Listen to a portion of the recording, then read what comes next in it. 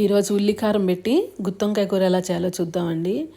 ఉల్లిపాయలు ఇలా పెద్ద పెద్ద పాయలుగా కట్ చేసుకోవాలి. ఈ కట్ చేసుకున్న ఉల్లిపాయల్ని మిక్సీ జార్లో వేసుకొని తగినంత ఉప్పు కారం వేసి ఇలా పేస్ట్గా చేసుకొని పక్కన పెట్టుకోవాలి. ఇప్పుడు ఫ్రెష్గా తెచ్చుకున్న వంకాయల్ని ఇలా ముచ్చికలు తీసేసి మధ్యలో కట్ చేసుకొని వాటర్లో వేసుకోవాలి. ఇప్పుడు వాటిల్లో మనం పేస్ట్ చేసి పెట్టుకున్న ఉల్లికారాన్ని పెట్టి పక్కన పెట్టుకొని బాండీలో కొద్దిగా ఆయిల్ వేసి హీట్ ఎక్కిన తర్వాత ఈ వంకాయలను పెట్టేసుకొని కొద్దిగా ఆయిల్ పైన వేసుకొని మూత పెట్టేసుకోవాలి. ఇది మీడియం హీట్లో పెట్టి మగ్గబెట్టుకోవాలండి. మధ్య మధ్యలో ఇలా కలుపుతూ ఉండాలి.